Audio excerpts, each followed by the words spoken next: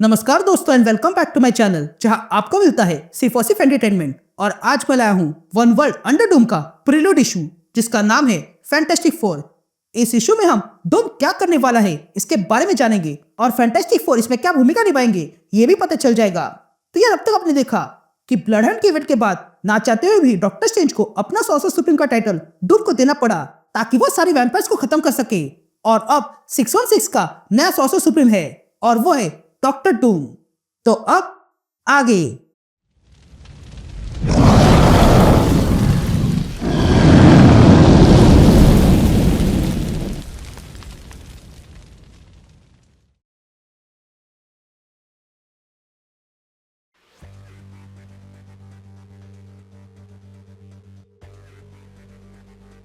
Alright gang, तो issue की शुरुआत में हम मिस्टर फैंटास्टिक को देखते हैं जो अपने बेसमेंट में कुछ कर रहा था। तभी सुजैन उसे बुलाती है और कहती है, हनी तुम वहां नीचे पूरा दिन काम नहीं कर सकते हो। जिस पर रीड कहता है, जब से न्यूयॉर्क में वो हुआ है तब से मैं मैजिक को समझ रहा हूँ। जिस पर सुजैन कहती है, उसे थोड़े दिन के लिए छोड़ दो। जिस पर रीड कहता है, ये कोई ऑप्शन नहीं है। विक्टर वॉन डूम अपने लैटविया में बंद हो गया है और इस बात को बहुत महीने हो गए हैं। मुझे लगता है कि वो कुछ ना कुछ बड़ा करने की तैयारी कर रहा है। ये कहते ही रीड कुछ बनाता है लेकिन वो कुछ काम का नहीं था। ये देखकर रीड नीचे बैठ जाता है लेकिन तभी सुजन रीड के पास आती है और कहती है, तुम्हें मैजिक के बारे में जानना है ना, तो चलो मेरे साथ मैजिक के नाइट से ही जानते हैं। ये कहते सुजन रीड को खींचकर कहीं ले आती है। तभी सुजन रीड से कहती है, तुम ब्लैक नाइट को जानते हो ना, वही जो तलवार लेकर होता है। उसका नाम डेन विटमैन है और उसने फिजिक्स में मास्टरी की है। वो इस काम में तुम्हारी मदद कर सकता है। और अगर तुम्हें हमारी शादी का दिन याद हो तो तुम जानते होंगे कि ब्लैक नाइट ने अपनी तलवार से मेरी फोर्स फील्ड को तोड़ दिया था। तो अगर वो अपनी तलवार से मेरी फोर्स फील्ड को तोड़ सकता है तो वो उसी तलवार से डूम का बनाया हुआ बैरियर भी तोड़ सकता है। ये सुनते ही वे दोनों अपने फैंटास्टिक प्लेन में बैठकर तुरंत ब्लैक नाइट के पास आते हैं। उसके बाद सुजन और रीड ब्लैक नाइट के पास आते हैं और देखते हैं कि ब्लैक नाइट अपना पूरा सूट पहनकर एक अजीब से थ्रोन पे बैठा था। तभी ब्लैक नाइट इन दोनों को देखता है और कहता है, अच्छा वो तुम आ गए, चलो अब अंदर आ जाओ। मैं जानता हूँ मैं अभी के लिए उठ नहीं सकता हूँ क्योंकि ये इबोनी थ्रोन मुझे इसकी अनुमति नहीं देगा। यह सुनते ही रीड डेन से पूछता है, क्या कहा, इबोनी थ्रोन? जिस पर डेन कहता है, हाँ मैजिक में कुछ ना कुछ होते रहता है और अब मैंने अपने इबोनी ब्लेड को पिघलाकर ये थ्रोन और एक क्राउन बनाया है। ये सुनते ही सुजन कहती है, क्या तुमने इबोनी ब्लेड को पिघला दिया? जिस पर डेन कहता है, हाँ मैंने पिघलाया क्योंकि ये तलवार श्रापित थी और वो नफरत पे जीती है।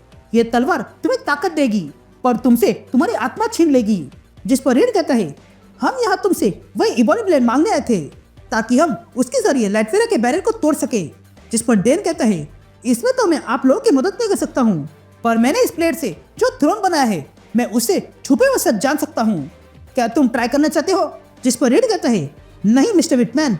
जिस पर डेन कहता है, तुम्हें अगर डोम के डोम में क्या चल रहा है ये जानना है तो मेरे पास एक अच्छी खबर है और वो ये है कि तुम जिस तलवार को ढूंढ रहे हो उससे भी एक बेहतर तलवार है और उस तलवार का नाम है फेटेड ब्लेड। जिस पर सुजन डेन से कहती है, देखो मैं और रीड इन तलवार के बारे में अधिक जानते नहीं है तो क्या तुम हमें इसके बारे में बता सकते हो? जिस पर डेन कहता है, हाँ क्यों नहीं, ये फ्लेटेड ब्लेड किसी भी चीज को काट सकती है, फिर वो टाई भी क्यों ना हो। तो मुझे लगा था कि ये तुम्हारे काम आ सकती है पर ये 1300 साल पहले ही खो चुकी है। यह सुनने के बाद रीड कुछ सोचता है और कहता है, देखो तुम जो बोल रहे हो उससे अच्छा तुम साइंस की बात कर लेते हैं। ये सुनते डेन कुछ इक्वेशंस रीड को लिख कर देता है जिसे पढ़ते रीड समझ जाता है कि ये इक्वेशंस गलत है। ये देख कर रीड डेन से कहता है, ये गलत है। ये सुनते डेन अपने मैजिक का इस्तेमाल करता है और तीनों को 1915 में लाता है। यहाँ आने के बाद रीड और सुजन देखते हैं कि वे लोग किसी बंकर में थे और उसके सामने ब्लैक नाइट खड़ा था। तभी ब्लैक नाइट रीड और सुजन से कहता है, आ जाओ तुम लोगों का 1915 में स्वागत है। अब बाहर का नजारा देखकर तुम दोनों चौंक जाओगे क्योंकि ये वही समय है जब पहला विश्व युद्ध चल रहा था यानी कि वर्ल्ड वॉर 1। यह सुनते सुजन डेन से कहती है, डेन हम यहाँ ऐसे नहीं रह सकते हैं। ये कहते सुजन इनविजिबल होनी चाहती है लेकिन देखती है कि वह ऐसा कर नहीं पा रही थी।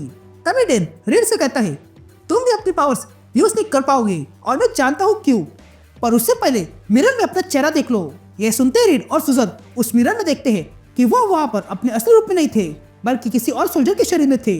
तभी डेन कहता है, पता चला तुम अपनी पावर यूज क्यों नहीं कर पा रहे थे, तुम लोग तुम्हारे शरीर में नहीं हो, तुम लोग मैजिक से इन दोनों सोल्जर्स के शरीर में हो और मैं यहाँ घोस्ट की तरह हूँ जो सिर्फ तुम्हें दिख रहा है।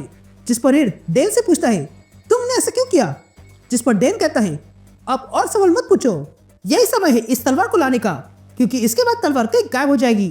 लेकिन तुम्हें अब एक बात याद रखनी होगी और वो ये है कि यहाँ पर वर्ल्ड वॉर 1 चल रहा है, तो ये मत भूल जाना कि तुम किसी और के शरीर में हो और तुरंत जोश में आकर कुछ उल्टा सीधा मत करना। ये सुनने के बाद रीड और सुजन एक पुस्तकालय में आते हैं और उस जगह को ढूंढ निकालते हैं और फिर रीड अपने दिमाग का इस्तेमाल करके उस तलवार को ढूंढने के लिए एक डिवाइस बनाता है। तभी रीड और सुजन ब्लैक नाइट के साथ उस जगह पर आते हैं और उस जगह को स्कैन करने लगते हैं। लेकिन तभी सुजन को वो जगह मिलती है जहाँ पर ये तलवार है। ये देखकर रीड और सुजन तुरंत वहाँ पर खुदाई चालू करते हैं और देखते हैं कि वहाँ पर एक तलवार थी जो चमक रही थी। ये देखकर सुजन उस तलवार को उठाती है और कहती है मुझे लगता है कि हमें तलवार मिल चुकी है। तब सुजन वह तलवार रीड को देने जाती है और कहती है इसे संभाल के रखो, मैं नहीं चाहती हूँ कि हम जिसके शरीर में है उन्हें चोट पहुंचे। ये सुनते ही डेन कहता है तुम लोग बढ़िया हो, तुम लोगों ने सच में ये तलवार ढूंढ निकाली। अब हमारे पास ये तलवार है तो हम इसे ऐसी जगह छुपाते हैं कि फ्यूचर में हमें मिल जाए। ये कहते हैं डेन सुजन और रीड को एक जगह दिखाता है और कहता है ये तलवार वहीं पे गाड़ दो। जिस पर सुजन कहती है नहीं, हमें तलवार को इस जगह पे गाड़ नहीं सकते हैं क्योंकि ये जगह इस लड़ाई में पूरी तरह बर्बाद होने वाली है, हमें कोई और जगह ढूंढनी होगी। लेकिन तभी सुजन देखती है कि डेन अचानक से चुप हो गया था। यह देखकर सुजन उसे बुलाने लगती है लेकिन डेन कोई जवाब नहीं दे रहा था। तभी डेन रीड और सुजन की ओर मुड़ता है और कहता है इक्वेशंस। जिस पर रीड डेन से कहता है ये क्या कह रहे हो, जिस पर डेन कहता है यहाँ पर कुछ नहीं है और ना ही तुम हो। यह कहते हैं डेन रीड और सुजन पर जबरदस्त वार करता है जिसके कारण रीड और सुजन उन दोनों सोल्जर्स के शरीर से बाहर आ चुके थे। ये देखकर सुजन रीड से पूछती है डेन ने हम पर हमला क्यों किया, जिस पर रीड कहता है तुमने उसकी बात नहीं सुनी, ये डेन नहीं था क्योंकि हम जब उसके पास आए तो वो हमें डॉक्टर कह के बुला रहा था। लेकिन तभी रीड और सुजन के सामने डॉक्टर डूम आ जाता है और कहता है तुमने सही कहा रीड, वो डेन नहीं बल्कि मैं था। ये बातें सुनकर रीड और सुजन हैरान रह जाते हैं और तब वे लोग उस पर हमला करने जाते हैं। तभी डूम रीड और सुजन से कहता है मैंने ही डेन को प्रभावित किया, वो भी उसके इबोनी सेज के जरिए, और फिर डेन ने वही किया जो मैं चाहता था। यहाँ पर कई सारे मैजिकल बींग्स है जो इस अर्थ को बचाना चाहते हैं और ये बात मैंने सॉर्सर सुप्रीम बनने के बाद जानी। कुछ लोग तो ऐसे हैं जो यहाँ एस्ट्रल प्लेन में रहते हैं, उन्हें लगता है कि वे लोग यहाँ पर डूम से बच पाएंगे और इसलिए उन लोगों ने एक खास तरह की तलवार बनाई, एक ऐसी तलवार जो मुझे मार सकती है। मैंने उन सबको मिटा दिया पर उससे पहले ही उन लोगों ने ये तलवार छुपा दी। मैं इस बात से बहुत चिढ़ गया था और इसलिए मैंने तुम लोगों को मूर्ख बनाकर उस तलवार को ढूंढने के लिए भेजा और तुम लोगों ने उसे ढूंढ लिया। लेकिन बात यही खत्म नहीं होती, तुम लोग ये भूल गए कि ये तलवार 1300 साल पहले ही बनी है और अगर तुम ध्यान दोगी तो इस तलवार का नाम फेटेड क्यों रखा है। यह सुनते ही सुजन फेटेड का मतलब सोचने लगती है और तब उसे पता चलता है कि फेटेड का मतलब असल में डूम है।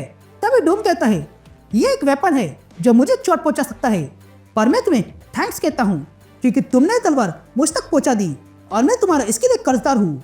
तभी रीड डूम से पूछता है तुम इतने टाइम से लैटवेरा में छुपे क्यों थे और तुम क्या कर रहे हो, जिस पर डूम कहता है मैं प्लानिंग कर रहा था और वो प्लानिंग बहुत महीने से चल रही थी और अब जाके वो प्लानिंग पूरी हो चुकी है और मुझे वो मिल गया है जो मुझे चाहिए। अब तुम्हें भी ये बात पता होनी चाहिए कि अब से इस दुनिया पर मेरा राज है, लेकिन अफसोस तुम ये बात जानने के बाद जीवित नहीं रहोगे।